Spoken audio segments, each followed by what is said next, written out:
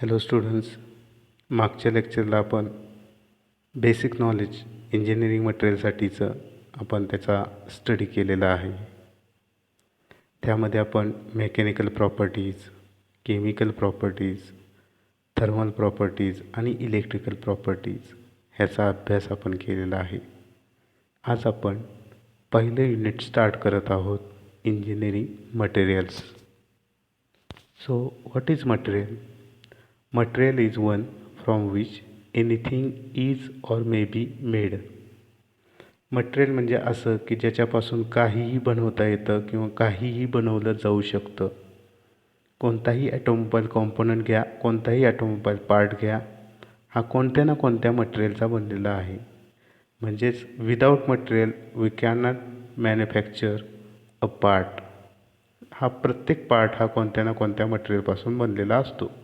म्हणजेच मटेरियल म्हणजे काय की ज्याच्यापासून काहीही बनवता येतं आणि काही बनवलं जाऊ शकतं. Need of advance material in automobile sector. आता बघा, मटेरियलमध्ये बरेचसे रिसर्च होत आहेत. बरेच अल्टरनेट मटेरियल आपल्याला शोधले जात आहेत. बरेच मटेरियल रिप्लेस केले जात आहेत. तर ह्याची गरज काय आहे? तर आपल्याला भविष्यामध्ये जर ॲटोमोबाईल इंडस्ट्री चालवायची असेल, ॲटोमोबाईल सेक्टर चालवायचं असेल, तर ॲडव्हान्स मटेरियल आपल्याला शोधणं अत्यंत आवश्यक आहे, त्याची गरज आहे. एक सांगायचं म्हणजे पूर्वीच्या काळी आपण जे पार्ट्स वापरायचो ते स्टील बेस पार्ट्स असायचे. म्हणजे जास्तीत जास्त स्टीलचा वापर त्यामध्ये केला जायचा. स्टीलचा वापर केल्यावर काय व्हायचं की त्या गाडीचं वजन वाढायचं आणि वजन वाढल्याच्या नंतर त्याचा परिणाम फ्युएल इकॉनॉमीवर व्हायचा, त्याच्यानंतर इमिशनवर व्हायचा, लोड कॅरिंग कॅपॅसिटीवर व्हायचा.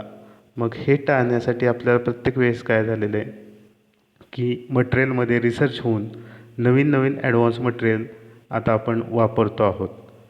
प्रत्येक मटेरियल हे रिप्लेस केलं चाललं आहे. प्रत्येक मटेरियल रिप्लेस होतं आहे आणि त्याच्यामधनं आपल्याला फ्युएल इकॉनॉमी मिळते.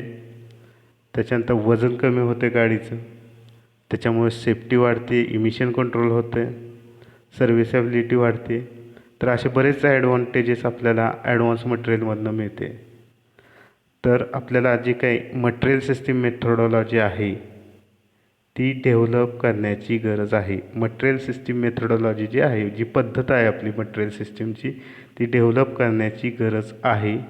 कशाच्या स्वरूपात? तर मटेरियल लाईफ सायकलच्या स्वरूपात. आता मटेरियल लाईफ सायकल काय असते? तर मटेरियल लाईफ सायकल म्हणजेच काय की रॉ मटेरियलपासून ते त्याचं डिस्पोज होस्तोवर किंवा स्क्रॅप होस्तोवर, वेस्ट मॅनेजमेंट होस्तोवर आपल्याला ती मटेरियल लाईफ सायकल आपण पाहतो. म्हणजे रॉ मटेरियल आलं, त्याच्यानंतर त्याचं प्रोडक्शन होणार, मॅन्युफॅक्चर होणार, त्याच्यानंतर त्याचा यूज होणार आहे आणि नंतर ते काही वर्षानं ते स्क्रॅप होणार आहे. तर हे जे काही लाईफ सायकल आहे, तर त्याच्या स्वरूपामध्ये आपल्याला काय करायचं आहे, मटेरियल सिस्टीम मेथोडॉलॉजी आपल्याला डेव्हलप करायची गरज आहे. आणि ॲडव्हान्स मटेरियल काय करतं? तर प्रोडक्टिव्ह अँड इफेक्टिव्ह रिस्पॉन्स आपल्याला ॲटोमोबाईल इंडस्ट्री किंवा भविष्यामध्ये ॲटोमोबाईल इंडस्ट्री चालवण्यासाठी जो काही प्रोडक्टिव्ह रिस्पॉन्स आहे, इफेक्टिव्ह रिस्पॉन्स आहे, तो आपल्याला ॲडव्हान्स मटेरियलमुळं मिळतो. ठीक आहे.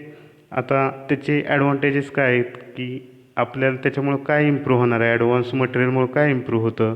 तर सेफ्टी इम्प्रूव्ह होते, फ्युएल इकॉनॉमी इम्प्रूव्ह होते, इमिशन कंट्रोल इम्प्रूव्ह होतं, लोड कॅरिंग कॅपॅसिटी इम्प्रूव्ह होते, सर्व्हिसेबिलिटी इम्प्रूव्ह होते आणि वेट ऑप्टिमायझेशन म्हणजेच वजन गाडीचं कमी होईल, फ्युएल इकॉनॉमी इम्प्रूव्ह होईल, इमिशन कंट्रोल होईल, त्याच्यानंतर सेफ्टी पण इम्प्रूव्ह होईल आणि लोड कॅरिंग कॅपॅसिटी पण इम्प्रूव्ह होणार आहे. मी जसं आत्ता सांगितलं तसं एक्झाम्पल आहे की पूर्वी आपण जे काही पार्ट्स वापरायचो ऑटोमोबाईलचे ते स्टील बेस पार्ट असायचे, पण आता ते स्टीलला रिप्लेस केलं आहे ॲल्युमिनियम, मॅग्नेशियम, टिटॅनियम आणि कॉम्पोजिट जसं की ग्लास फायबर आहे, कार्बन फायबर आहे. हे जे कॉम्पोजिट आहे ते आता आपण त्याच्यापासून ऑटोमोबाईल पार्ट्स आपण बनवतो आहोत. ठीक आहे. तर ॲल्युमिनियम अलॉयचं वैशिष्ट्य काय आहे की त्याच्यामुळं काय होणार आहे किंवा कॉम्पोजिट वापरल्यानं काय होणार आहे, तर गाडीचं वजन कमी होणार आहे, त्यामुळं इमिशन कमी होणार आहे आणि फ्युएल इकॉनॉमी आपली इम्प्रूव्ह होणार आहे. तर थोडक्यात काय की आपल्याला मटेरियलमध्ये रिसर्च करावं लागेल, नवीन नवीन मटेरियल आपल्याला शोधून काढावं लागतील, ॲडव्हान्स मटेरियल आपल्याला रिसर्च करावं लागेल. त्याच्यामुळं आपलं काय होणार आहे, गाडीचं वजन कमी होणार आहे, इमिशन कंट्रोल होणार आहे आणि फ्युएल इकॉनॉमी पण इम्प्रूव्ह होणार आहे. ठीक आहे. आता नेक्स्ट आहे classification of engineering material. Engineering मटेरियलचं क्लासिफिकेशन 4 टाईप्समध्ये झालेलं आहे. Metals and alloy, polymer, ceramic, composite. Metals आणि अलॉय हा पहिला टाईप आहे, पहिलं क्लासिफिकेशन आहे. मेटल्स म्हणजे काय हे सर्वांना माहिती आहे. मेटल्स म्हणजे धातू. आता धातू कशाला म्हणतो की ज्या मटेरियलमधनं करंट पास होतो, इलेक्ट्रिसिटी पास होते, त्याला आपण काय म्हणतो, मेटल म्हणतो. अलॉय म्हणजे काय असतं, it is homogeneous mixture of 2 or more elements in which one must be metal. ज्याच्यामध्ये एक मेटल असणार आहे. असं होमोजिनियस मिक्सचर 2 किंवा 2पेक्षा जास्त मटेरियलचं किंवा इलिमेंट्सचं ज्याच्यामध्ये एक मेटल असतो त्याला आपण अलॉय म्हणतो, मेटल अँड अलॉय म्हणतो. तर ह्यामध्ये मेटल अँड अलॉयमध्ये 2 टाईप्स आहेत मेटल्समध्ये. मेटलचं परत क्लासिफिकेशन हे 2 टाईप्समध्ये होतं. धातू हे 2 पद्धतीचे धातू असतात. एक आहे फेरस मेटल आणि दुसरं आहे नॉन फेरस मेटल. फेरस म्हणजेच काय, ज्याच्यामध्ये आयर्न असतं, लोह असतं, it contains iron as main constituent, तर त्याला आपण म्हणतो फेरस. आणि नॉन फेरस म्हणजे काय, नॉन म्हणजे नसणे, फेरस म्हणजे कंटेन आयर्न. ज्याच्यामध्ये आयर्न नसतं, नॉन फेरस म्हणजे ज्याच्यामध्ये आयर्न नसतं त्याला आपण म्हणतो नॉन फेरस. लक्षात येतं आहे. परत एकदा मी सांगतो, आपण क्लासिफिकेशन ऑफ इंजिनिअरिंग मटेरियल पाहत आहोत. तर मटेरियल्स म्हणजे काय आपल्याला कळलेलं आहे की ज्याच्यापासून काहीही बनवलं जाऊ शकतं किंवा काहीही बनवता येतं, त्याला आपण मटेरियल म्हणतो. प्रत्येक पार्ट हा कोणत्या ना कोणत्या मटेरियलचा बनलेला आहे. त्याचा आता आपण टाईप्स पाहतो आहे, म्हणजेच क्लासिफिकेशन पाहतो आहे. मूळतः 4 टाईप्स आहेत, मेन 4 टाईप्स आहेत. मेटल, पॉलिमर, सिरॅमिक आणि कॉम्पोजिट. मेटल म्हणजेच काय की धातू. धातू कशाला म्हणतो की ज्याच्यामध्ये करंट पास होतो त्याला आपण काय म्हणतो, धातू म्हणतो, म्हणजेच मेटल म्हणतो. आता मेटलचे 2 टाईप्स आहेत. एक आहे फेरस मेटल आणि दुसरं आहे नॉन फेरस मेटल. फेरस म्हणजेच काय, ज्याच्यामध्ये आयर्न असतं. नॉन फेरस म्हणजेच काय, ज्याच्यामध्ये आयर्न नसतं, त्याला आपण नॉन फेरस म्हणतो. फेरसचं उदाहरण काय आहे की त्यामध्ये कास्ट आयर्न आहे, पिग आयर्न आहे. आता कास्ट आयर्न त्या नावातच आयर्न आहे, पिग आयर्न त्या नावातच आयर्न आहे, रॉट आयर्न ह्याच्यात आयर्न आहे. त्याच्यानंतर स्टील, ह्या स्टील म्हणजेच काय, कार्बन आणि आयर्नचा अलॉय आहे स्टील. ठीक आहे. हे झाले ferrous metal. Steel, cast iron, pig iron, wrought iron हे काय झाले, फेरस मेटल झाले. आता नॉन फेरस मेटल म्हणजेच काय, ज्याच्यामध्ये आयर्न नसतं त्याला आपण म्हणतो नॉन फेरस मेटल. जसं की ॲल्युमिनियम आहे, कॉपर आहे, ब्रास आहे, ब्रॉन्झ आहे, टीन आहे. तर ह्याच्यामध्ये आयर्न नसतं त्याला आपण म्हणतो नॉन फेरस मेटल्स. हे झालं पहिला टाईप्स. दुसरा टाईप काय, पॉलिमर. पॉलिमर म्हणजे ऑर्गॅनिक पॉलिमर. ऑर्गॅनिक म्हणजेच काय की कार्बन कंपाऊंड. ऑर्गॅनिक पॉलिमर म्हणजेच काय, हे कार्बन कंपाऊंड्स आहेत, म्हणजे ह्याच्यामध्ये कार्बन आणि हायड्रोजन हे मेन घटक आहेत. आता पॉलिमरमध्ये काय येतं की प्लास्टिक येतं, रबर येतं, हे पॉलिमरमध्ये येतं. तर प्लास्टिकचे जर टाईप्स पाहिले तर त्यामध्ये 2 टाईप्स आहेत, थर्मोप्लास्टिक आणि थर्मोसेटिंग. थर्मोप्लास्टिक म्हणजेच काय की जे प्लास्टिक परत परत वापरता येतं, रियूज करता येतं, त्याला आपण म्हणतो थर्मोप्लास्टिक. आणि थर्मोसेटिंग म्हणजेच काय की जे एकदाच वापरायचं, एकदा वापर झाल्यावर ते स्क्रॅप होणार आहे, परत वापरता येणार नाही, त्याला आपण म्हणतो थर्मोसेटिंग. तसं थर्मोप्लास्टिकची उदाहरणं काय आहेत, तर पॉलिप्रोपिलीन आहे, नायलॉन आहे, हे काय आहेत, थर्मोप्लास्टिकची उदाहरणं आहेत. थर्मोसेटिंगची उदाहरणं कोणती आहेत, तर इपॉक्सी रेझिन आहे, पॉलिस्टर आहे. ठीक आहे. हे झालं पॉलिमर. नेक्स्ट आहे सिरॅमिक. सिरॅमिक हे काय नॉन मेटल आहे, त्याच्यातनं करंट पास होत नाही. ठीक आहे. इनऑर्गॅनिक आहे, म्हणजे ह्याच्यामध्ये कार्बन कंपाऊंड नसतं. तर ह्यामध्ये काय असतं, सिरॅमिकमध्ये ऑक्साईड असतात, सिलिकेट असतात, नायट्राईड असतात, मेटॅलिक एलिमेंटचे ऑक्साईड, सिलिकेट, नायट्राईड असतात. आणि याचं उदाहरण म्हणजे ग्लास. आता सगळ्यांनी ग्लास पाहिलेला आहे, हे सिरॅमिकचं उदाहरण आहे. सिमेंट आहे, क्ले आहे, चिनी मातीच्या वस्तू वगैरे तुम्ही पाहिलेल्या आहेत. सॅनिटरी वेअर तुम्ही पाहिलेले आहेत घरामध्ये, तर ते हे जे आहेत ते सिरॅमिकचे उदाहरण आहेत. लास्ट टाईप आहे कॉम्पोजिट. कॉम्पोजिट म्हणजेच काय, की दोन किंवा दोनपेक्षा जास्त केमिकली अनलाईक मटेरियल जे आहेत त्याचं कॉम्बिनेशन करायचं, त्याच्यापासून नवीन मटेरियल तयार करायचा, ज्याच्या प्रॉपर्टी ह्या वेगळ्या असतील, ज्या ओरिजिनल प्रॉपर्टी आहेत त्याच्यापेक्षा त्या वेगळ्या असतील. म्हणजे आपल्याला समजा एखादी रिक्वायर्ड प्रॉपर्टी पाहिजे आहे, डिझायर्ड प्रॉपर्टी पाहिजे आहे, तर आपण कॉम्पोजिटचा वापर करू शकतो. दोन किंवा दोनपेक्षा जास्त मटेरियल कंबाईन केल्याच्यानंतर त्यापासून काय होणार आहे, नवीन मटेरियल तयार होणार आहेत आणि त्याच्या स्वतःच्या ओन स्पेसिफिक प्रॉपर्टी, स्वतःच्या अशा एक स्पेसिफिक प्रॉपर्टीज असतील. ठीक आहे. कॉम्पोजिटमध्ये येतं glass reinforce plastic, RCC reinforce cement concrete. आता हे सगळ्यांनी पाहिलेलं आहे. RCC म्हणजे कॉन्क्रीटचा ब्लॉक असतो आणि त्याच्यात स्टील बार इन्सर्ट केलेले असतात. ठीक आहे. आता स्टील बार म्हणजेच काय झाले, मेटल झालं. कॉन्क्रीटचा ब्लॉक म्हणजे काय झालं, सिरेमिक झालं. आता हे दोन वेगळे मटेरियल आहेत, पण त्याचं कॉम्बिनेशन करून RCC स्ट्रक्चर होतं, रेन्फोर्स सिमेंट कॉन्क्रीट स्ट्रक्चर होतं. प्लायवूडसुद्धा एक बेस्ट एक्झाम्पल आहे कॉम्पोजिटचं. आता आपण पहिला टाईप चालू करूया इंजिनिअरिंग मटेरियलचा, तो म्हणजे मेटल अँड अलॉय. मेटल म्हणजे मी मगाशी सांगितल्याप्रमाणे धातू. धातू म्हणजेच काय, the elements which readily give up electron to provide metallic bond and have electrical conductivity. जे इलेक्ट्रॉन डोनर आहेत, इलेक्ट्रॉन डोनेट करतात, गिव्ह अप करतात आणि त्यामुळं मेटॅलिक बॉन्ड तयार होतो आणि ज्याच्यामध्ये इलेक्ट्रिकल कंडक्टिव्हिटी असते, म्हणजेच ज्याच्यामधनं करंट पास होतो, इलेक्ट्रिक कंडक्टिव्हिटी असते, ज्याच्यामधनं करंट पास होतो, त्याला आपण म्हणतो धातू म्हणजेच मेटल. आता मेटलचे टाईप्स कोणते आहेत, फेरस आणि नॉन फेरस. फेरस म्हणजेच काय, ज्याच्यामध्ये आयर्न असतं. नॉन फेरस म्हणजेच काय, ज्याच्यामध्ये आयर्न नसतं.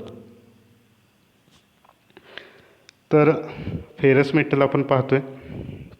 मेटलचे दोन टाईप्स आहेत, फेरस, नॉन फेरस. त्यातलं ferrous metal, so it content iron as there main constituent. ज्याच्यामध्ये आयर्न असतं त्याला आपण म्हणतो फेरस मेटल. आता आयर्न असल्यामुळे त्याच्यामध्ये मॅग्नेटिक प्रॉपर्टी असतात. म्हणजेच लोहचुंबक आपण पाहिले. लोह म्हणजेच काय, आयर्न. चुंबक म्हणजेच ते अट्रॅक्ट होतं, मॅग्नेटिक प्रॉपर्टी त्याच्यामध्ये असतात. त्याच्यानंतर फेरस मेटलमध्ये मशिनेबिलिटी चांगली असते, म्हणजे सहजगत्या आपण त्याच्यावर मशिनिंग करू शकतो, त्याला म्हणतो machinability. Ease with which the material can be machine, that is machinability. सहजगत्या मशिनिंग करता येणे, गुड मशिनेबिलिटी आहे. गुड मेकॅनिकल प्रॉपर्टीज आहेत. बऱ्याचशा मेकॅनिकल प्रॉपर्टीज असतात. काही मटेरियल हार्ड असतात, काही मटेरियल डक्टाईल असतात. ठीक आहे. काही मटेरियल मालिएबल असतात. तर ह्या मेकॅनिकल प्रॉपर्टीज त्याच्यामध्ये चांगल्या पद्धतीने आहेत. त्याच्यानंतर इलेक्ट्रिकल कंडक्टिव्हिटी. मेटल आपण अशालाच म्हणतो की ज्याच्यामध्ये इलेक्ट्रिसिटी फ्लो होते, पास होते, त्यालाच आपण म्हणतो. म्हणजे ह्याच्यामध्ये इलेक्ट्रिक कंडक्टिव्हिटी असणारच आहे. फेरस असो किंवा नॉन फेरस असो, त्यामध्ये इलेक्ट्रिक कंडक्टिव्हिटी असतेच. आता फेरस मेटलचे एक्झाम्पल कोणते आहेत, तर कास्ट आयर्न आहे, रॉट आयर्न आहे, अलॉय स्टील आहे, कार्बन स्टील आहे, पिग आयर्न आहे. आता कास्ट आयर्न, रॉट आयर्न आणि पिग आयर्न ह्या नावातच काय आयर्न आहे. आणि फेरस आपण कशाला म्हणतो, ज्याच्यामध्ये आयर्न असतं. जे cast iron, wrought iron, pig iron हे तर काय असणार आहेत, फेरस मेटल असणार आहेत. आता जे स्टील आहेत त्याच्यामध्ये कार्बन स्टील आहे आणि अलॉय स्टील आहे. स्टील हे काय आहे की basically alloy of iron and carbon. ठीक आहे. It is alloy of iron and carbon. स्टीलमध्ये पण काय असतं, आयर्न असतं, म्हणून ते फेरस मेटलमध्ये आहे. Next type of metal is non ferrous metal. म्हणजे ज्याच्यामध्ये आयर्न, ज्या मेटलमध्ये आयर्न नसतं त्याला आपण म्हणतो नॉन फेरस मेटल. आता हे नॉन फेरस मेटल म्हणजेच काय, ॲल्युमिनियम, कॉपर वगैरे तुम्ही पाहिलेलं आहे. त्याच्यामध्ये ॲल्युमिनियम, कॉपर काय, रेझिस्टन्स टू करोजन, गंजत नाही, करोजनला विरोध करतं. सॉफ्ट असतं, तुम्ही सरफेस फिनिश पाहिलेलं आहे ॲल्युमिनियम कॉपरचा, ते सॉफ्ट असतं. त्याच्यानंतर त्याचं वजन कमी असतं, म्हणजे लो डेन्सिटी आहे. गुड फॉर्मॅबिलिटी आहे, कोणताही शेप फॉर्म करू शकतं, त्यामुळे गुड फॉर्मॅबिलिटी आहे. वेगवेगळे कलर आहेत बघा, ॲल्युमिनियमचा कलर सिल्वरी आहे, कॉपरचा कलर रेडिश आहे. तर वेगवेगळ्या कलरमध्ये पण ते मिळतात नॉन फेरस मेटल. आता एक्झाम्पल आपण पाहिलेलंच आहे, कॉपर, ॲल्युमिनियम, मॅग्नेशियम, झिंक आणि लीड. हा झाला पहिला टाईप मेटलचा. मेटल हा पहिला टाईप आहे, त्याच्यामध्ये फेरस आणि नॉन फेरस हे त्याचे मेटलचे सब टाईप आहे. आता इंजिनिअरिंग मटेरियलचं दुसरं क्लासिफिकेशन किंवा दुसरा टाईप आहे ते म्हणजेच सिरॅमिक. सिरॅमिक आर इनऑर्गॅनिक, म्हणजे जे कार्बन कंपाऊंडच्या रिलेटेड नाही, ज्याच्यामध्ये कार्बन नसतं, त्याला आपण इनऑर्गॅनिक म्हणतो. नॉन मेटॅलिक मटेरियल म्हणजे नॉन मेटल्स आहेत, म्हणजे याच्यातनं करंट पास होणार नाही. Non metallic material that are process and used at high temperature, जे हाय टेम्परेचर विस्टँड करतात.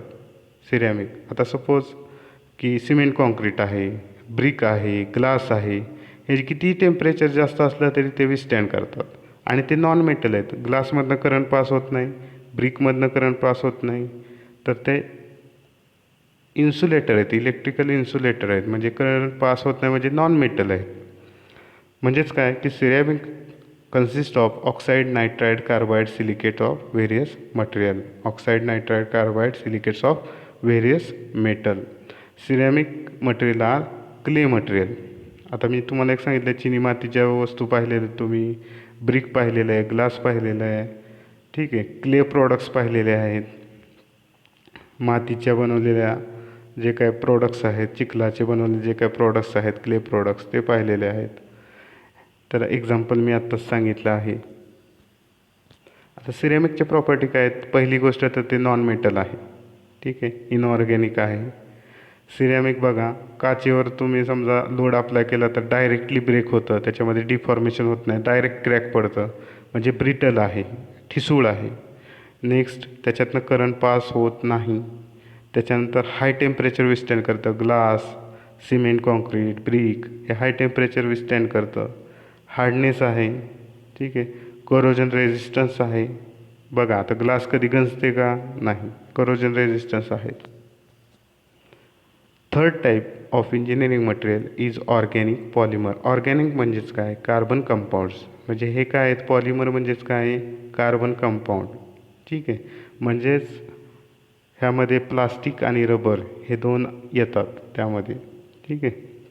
So these are the organic compound that are chemically based on carbon आणि hydrogen and other non metallic element. ह्याच्यात carbon आणि हायड्रोजनची एक long molecular chain असते. Plastic किंवा रबरचं जर तुम्ही पाहिलं तर कार्बन हा मेन आहे आणि त्याला हायड्रोजन अटॅच असतो, म्हणजे कार्बन हायड्रोजनची एक लाँग मॉलिक्युलर चेन स्ट्रक्चर आपल्याला त्या ऑर्गॅनिक पॉलिमरमध्ये पाहायला मिळतं. ह्याचं एक्झाम्पल म्हणजेच काय? रबर आणि प्लास्टिक. ऑर्गॅनिक पॉलिमर्सचे प्रॉपर्टीज काय आहेत? तर त्याचं वजन कमी असतं. प्लास्टिक, रबरचं वजन लो डेन्सिटी आहे, सॉफ्ट आहे. त्याच्यानंतर गुड माउल्डेबिलिटी, म्हणजे कोणताही शेप त्याला देता येतो, माउल्डिंग करता येतं. त्याच्यानंतर बघा, म्हणजे टॉईज वगैरे तुम्ही पाहिलेले आहेत, प्लास्टिकची खेळणी पाहिलेले आहेत, कोणताही शेप आपण त्याला देता येतो. त्याच्यानंतर एक्सलंट सरफेस फिनिश, त्याचा सरफेस फिनिश चांगला आहे. खेळणी वगैरे प्लास्टिकची पाहिल्यावर त्याचा सरफेस फिनिश तुम्ही पाहिलेला आहे, चांगला सरफेस फिनिश येतो. काही प्लास्टिक हे ट्रान्सपरंट असतात, जसं की तुमचं आता स्केल आहे, ड्राफ्टर आहे, ह्याच्यामध्ये जे प्लास्टिक वापरलं हे ट्रान्सपरंट असतात. किंवा काही ह्याला ॲट्रॅक्टिव्ह कलरसुद्धा देता येतो, कलरेबिलिटी असते. त्याच्यानंतर करोजन रेझिस्टन्स, प्लास्टिक गंजतं का? नाही. रबर गंजतं का? नाही. करोजन रेझिस्टन्स ही प्रॉपर्टी आहे. आता प्लास्टिक आणि रबरमधनं करंट पास होतो का? तर नाही, म्हणजे इन्सुलेटिंग प्रॉपर्टी आहे. आणि लास्ट टाईप आहे तो म्हणजेच कॉम्पोजिट मटेरियल. कॉम्पोजिट मटेरियल म्हणजे काय? It is combination. It consist of more than one material type or it is a combination of two or more chemically unlike materials that have their own specific properties, usually different from their individual material properties. म्हणजे दोन chemically unlike material ह्याचं जे combination केलं तर त्यापासून एक नवीन material तयार होतं की त्याच्या स्वतःच्या काय असणार आहेत, ओन स्पेसिफिक प्रॉपर्टी असणार, ज्या आधीच्या प्रॉपर्टीपेक्षा थोड्याशा डिफरंट असणार आहेत. So this is all about classification of engineering material. 4 types: metals, ceramic, organic polymers and composite. Now we will just see first type in detail, that is metal and its alloy. आता आपण मेटलवर जास्त detail आपण अभ्यास करणार आहोत. तर metallic material मी मगाशीच सांगितले आहे तरीसुद्धा परत सांगतो. मेटॅलिक मटेरियल दोन विभागात विभागले जातात. It is classified into 2 types: ferrous metal and non ferrous metal. So ferrous metal means which contain iron. Non ferrous metal means it doesn't content iron. आता फेरस मेटलमध्ये स्टील आणि कास्ट आयर्न असे 2 प्रकार आहेत. Steel हे सुद्धा ferrous metal आहे, कारण carbon आणि आयर्न ह्याच्यापासून ते बनतं. स्टीलमध्ये 2 प्रकार आहेत. परत स्टीलचे परत सब डिव्हिजन काय आहे की प्लेन कार्बन स्टील आणि अलॉय स्टील. त्याचं आपण डिटेल पुढच्या लेक्चरला पाहणारच आहोत. आणि कास्ट आयर्नमध्ये ग्रे कास्ट आयर्न आहे, व्हाईट कास्ट आयर्न आहे, मॅलेबल कास्ट आयर्न आहे, डक्टाईल कास्ट आयर्न आहे. हे त्याचे सब टाईप आहेत, हे पण आपण डिटेल पाहणार आहोत. हे झालं फेरस मेटलचं. नॉन फेरस मेटल म्हणजेच काय, ज्याच्यामध्ये आयर्न नसतं. त्याच्यामध्ये ॲल्युमिनियम आहे, कॉपर आहे, मॅग्नेशियम आहे. तर असे वेगवेगळे त्याच्यामध्ये मेटल्स आहेत. आता आपण मेटलमधला कास्ट आयर्न हे पाहणार आहोत. कास्ट आयर्न काय आहे? It is alloy of iron and carbon, ज्याच्यामध्ये कार्बनचं पर्सेंटेज हे 2% जास्त असतं. कितीपर्यंत? तर 2 ते 6.67% एवढं कार्बन असेल. राहिलेलं आयर्न असेल किंवा त्याच्यामध्ये इम्प्युरिटीज असतील, सल्फर, फॉस्फरस ह्याच्यासारख्या इम्प्युरिटीज असतील. ठीक आहे, त्याला आपण कास्ट आयर्न म्हणतो. So cast iron it is alloy of iron and carbon in which carbon varies from 2 to 6.67%. ज्याच्यामध्ये कार्बन 2 ते 6.67% कार्बन असेल, राहिलेलं आयर्न असेल, त्याला आपण म्हणतो कास्ट आयर्न. म्हणजेच मराठीमध्ये म्हणायचं तर बिडाचं मटेरियल. तर हे कसं बनवलं जातं कास्ट आयर्न, किंवा कसं मिळतं कास्ट आयर्न? तर कपिला फर्नेस नावाचा जो फर्नेस आहे त्याच्यामध्ये आपण पिग आयर्न हे रॉ मटेरियल आहे. पिग आयर्न रिमेल्ट करतो, म्हणजे परत एकदा मेल्ट करतो. कशाबरोबर? तर फाउंड्री स्क्रॅप असेल, स्टील स्क्रॅप असतील, लाईमस्टोन असेल, कोक असेल, तर ह्याच्याबरोबर आपण पिग आयर्न रिमेल्ट करतो कपिला फर्नेसमध्ये आणि आपल्याला ते कास्ट आयर्न मिळतं. आणि मार्केटमध्ये जर कास्ट आयर्नचा विचार केला तर त्याच्यामध्ये कार्बन असतो 2.3 ते 3.75%. ठीक आहे. कास्ट आयर्न काय आहे की सॉफ्ट नाही आहे, फोर्जिंग करता येत नाही, रोलिंग करता येत नाही, रोल इंटू शीट, मालिएबिलिटी नाही आहे, म्हणजे शीट आपल्याला फॉर्म करता येत नाही. वायर पण ड्रॉ करता येत नाही, डक्टाईल नाही आहे, त्यामुळे वायर पण ड्रॉ करता येत नाही, प्रेस करता येत नाही. पण हे काय करता येतं? कास्टिंग करता येतं. आता ही कास्टिंगची माहिती मी तुम्हाला ऑलरेडी सांगितलेली आहे की एक साचा बनवायचा आहे डिझायर्ड कॅव्हिटीचा, डिझायर्ड साईज आणि शेपची कॅव्हिटी असेल. त्या साच्यामध्ये वितळलेला धातू ओतायचा आहे. वितळलेला धातू ओतल्याच्यानंतर म्हणजे मोल्टन मेटल ओतायचं आहे. ते मोल्टन मेटल जेव्हा थंड होईल तेव्हा आपल्याला कास्ट पार्ट मिळेल. तर हे कास्टिंग करता येतं, त्यामुळे ह्याला कास्ट आयर्न असं म्हणलेलं आहे. बघा, cast iron is alloy of iron and carbon, ज्याच्यामध्ये कार्बन 2 ते 6.67% एवढा असणार आहे. आता कास्ट आयर्नच्या प्रॉपर्टीज काय आहेत? आता ह्या जर तुम्ही प्रॉपर्टी लक्षात ठेवल्या तर बाकीचे जे कास्ट आयर्नचे सब टाईप आहेत त्याला त्या प्रॉपर्टी लागू पडतात. म्हणजे कास्ट आयर्नच्या ह्या कॉमन प्रॉपर्टीज आहेत. तर इझी टू मेल्ट, सहजगत्या मेल्टिंग होतं. आता आपल्याला कास्टिंग करायचं म्हणजे आपल्याला काय करावं लागेल? ते मेटल मेल्ट करावं लागेल, म्हणजे इझी टू मेल्ट आहे. एक्सटर्नल कास्टेबिलिटी, कास्टेबिलिटी चांगली आहे. जे मेल्ट होतं मोल्टन मेटल जे आहे त्याच्यामध्ये फ्लुइडिटी चांगली आहे, म्हणजे ते सहजगत्या फ्लो होतं. त्याच्यानंतर हे कास्ट आयर्न काय हार्ड आहे, ब्रिटल आहे. ठीक आहे, ब्रिटल आहे म्हणजे ठिसूळ आहे, कारण ते सॉफ्ट नाही आहे, हार्ड आहे. वियर रेझिस्टन्स, वियर म्हणजे झीज होणे, रेझिस्टन्स म्हणजे विरोध, झीज होण्यास केलेला विरोध म्हणजे वियर रेझिस्टन्स आहे. कास्ट कॉम्पोनंट सहजासहजी झिजत नाहीत, झीज व्हायला विरोध करतात. त्याच्यानंतर ह्याच्यामध्ये डक्टिलिटी आणि मालेबिलिटी कमी प्रमाणात असते. हे सॉफ्ट नाही आहे म्हणजे ह्याच्यामध्ये डक्टिलिटी आणि मालेबिलिटी कमी प्रमाणात आहे. बघा परत एकदा कास्ट आयर्न काय आहे, इझी टू मेल्ट आहे त्याच्या प्रॉपर्टी, कास्टेबिलिटी चांगली आहे, त्याच्यानंतर हार्ड आहे, ब्रिटल आहे, वियर रेझिस्टन्स आहे म्हणजे झीज होत नाही, आणि पुअर डक्टिलिटी आणि मालेबिलिटी आहे. आता आपण पाहूया कास्ट आयर्नचं क्लासिफिकेशन. 3 प्रकारामध्ये क्लासिफिकेशन आहे. Depending on the basis of furnace used, कोणत्या फर्नेस यूज केला आहे त्या फर्नेसच्या नावावरनं हे कास्ट आयर्नचं टाईप्स पडलेले आहेत. कपोला फर्नेस यूज केला तर क्युपोला कास्ट आयर्न म्हणतो आपण त्याला. एअर फर्नेस यूज केला तर एअर फर्नेस कास्ट आयर्न म्हणतो. इलेक्ट्रिक फर्नेस यूज केला तर इलेक्ट्रिक फर्नेस कास्ट आयर्न म्हणतो. ड्युप्लेक्स कास्ट आयर्न म्हणतो. तर फर्नेस कोणता यूज केला आहे, रिमेल्ट केलं आहे पिग आयर्न आपण, त्याच्यामध्ये कोक, लाईमस्टोन आणि स्क्रॅप स्टीलचं वापरलेलं आहे, त्याच्यापासून कास्ट आयर्न बनवतो. मग ते बनवत असताना कोणता फर्नेस यूज केला आहे तर त्याच्यावरनं हे टाईप्स पडलेले आहेत. क्युपोला, शक्यतो आपण क्युपोलाच वापरणार आहे. एअर फर्नेस, इलेक्ट्रिक फर्नेस आणि duplex cast iron. So this is first classification. Then depending upon the basis of composition, म्हणजे कोणते घटक आहेत, कोणता घटक जास्त आहे, कोणता घटक कमी आहे, त्याच्यावरती कास्ट आयर्नचे प्रकार पडलेले आहेत. लो कार्बन, लो सिलिकॉन, म्हणजे सिलिकॉन पण कमी आहे, कार्बनचं पण पर्सेंटेज कमी आहे, लो सिलिकॉन आहे. त्याच्यानंतर high carbon, low sulphur, carbon जास्त आहे पण सल्फरचं प्रमाण कमी आहे. Nickel alloy cast iron, nickel आहे त्याच्यामध्ये, निकेल, तर त्याला nickel alloy cast iron. Last classification on the basis of microstructure and appearance of fracture, म्हणजे जेव्हा कास्ट आयर्न फ्रॅक्चर होणार आहे, ब्रेक होणार आहे, तेव्हा जो फ्रॅक्चर सरफेस आहे त्याचा ॲपिरन्स कसा आहे, कोणत्या कलरचा आहे, त्याच्यावरती हे प्रकार पडलेले आहेत.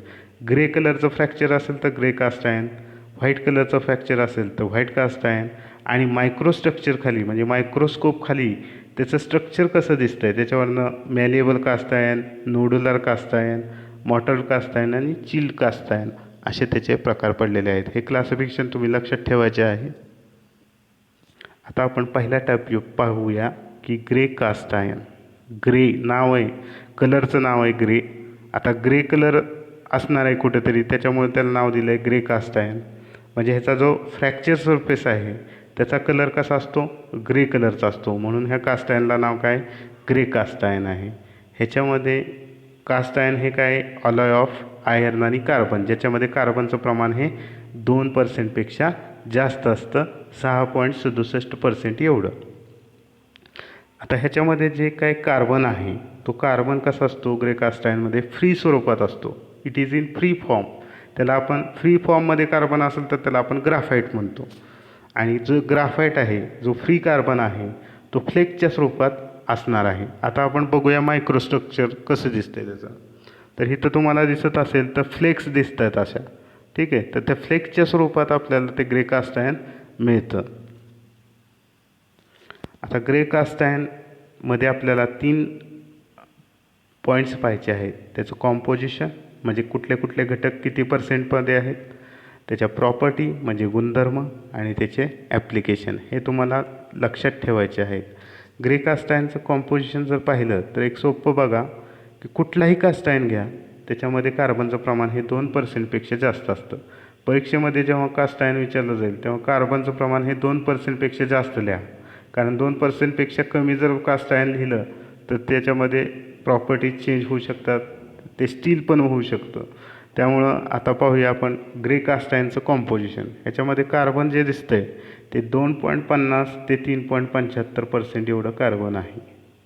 आता ह्यामध्ये मिनिमम आणि मॅक्सिमम पर्सेंटेज दिलेलं आहे, 2.50 ते 3.75. निदान तुम्ही जे मॅक्सिमम आहे तर ते तर लक्षात ठेवा, 3.75पर्यंत कार्बन आहे. त्याच्यानंतर सिलिकॉन जो आहे, आता ह्या सिलिकॉनमुळेच ग्राफाईट तयार होतं. सिलिकॉन अप टू 2.50% आहे.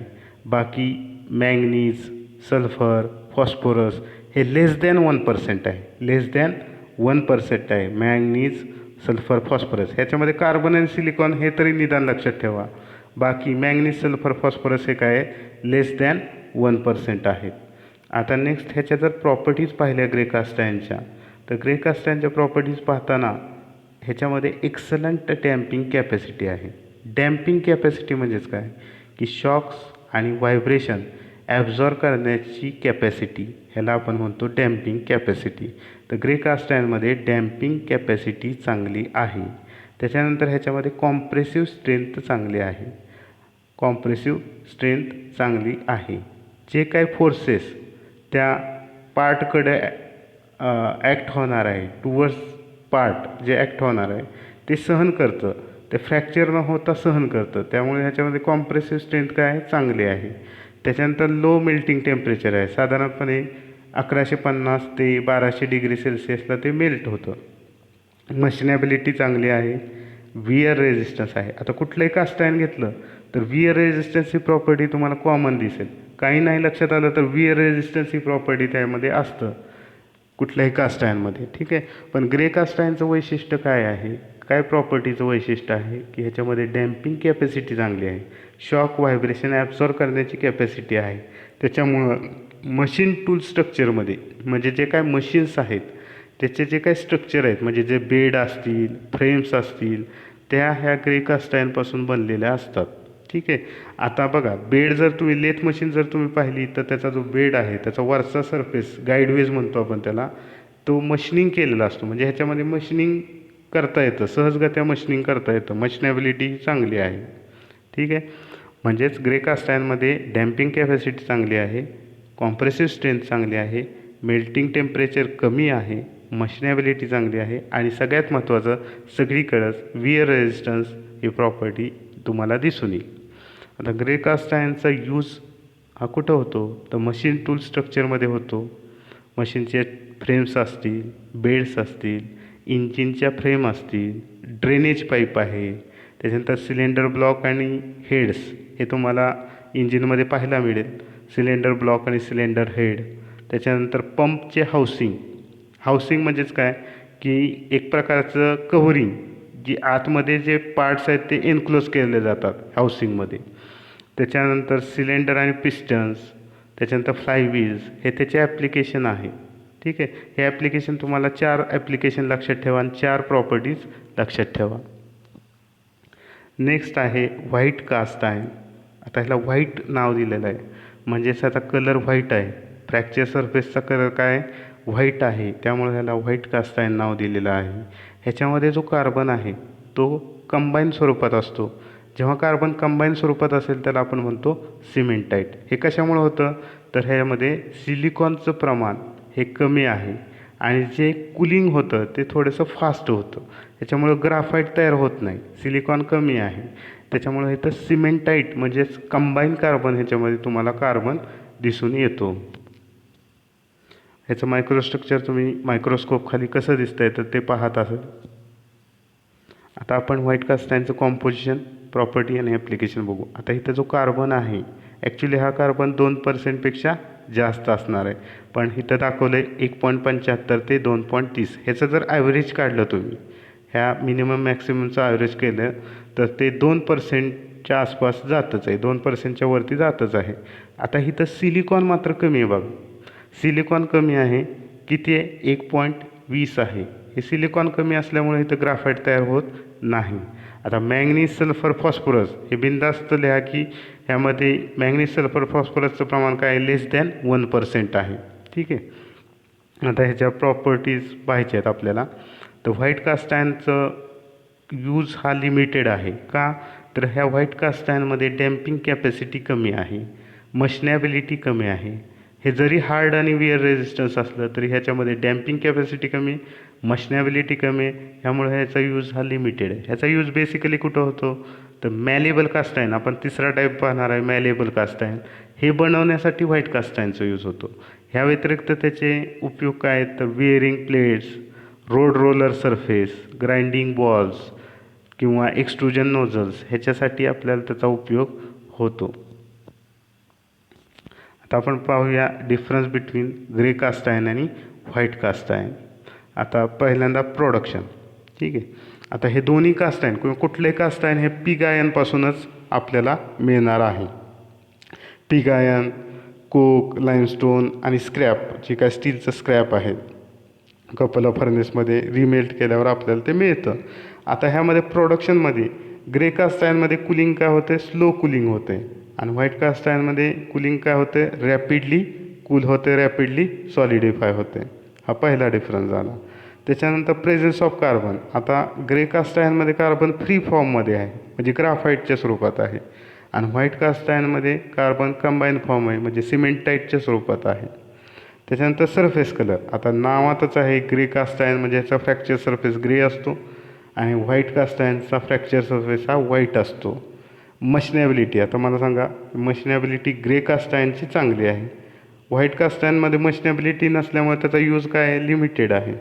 त्याच्यानंतर विअर रेजिस्टन्स. विअर रेजिस्टन्स मात्र व्हाईट कास्ट आयर्नमध्ये एक्सलंट विअर रेजिस्टन्स आहे ग्रे कास्ट आयर्नपेक्षा. आणि ॲप्लिकेशन आपण पाहिलेलेच आहेत. ग्रे कास्ट आयर्नचे ॲप्लिकेशन जास्त आहेत.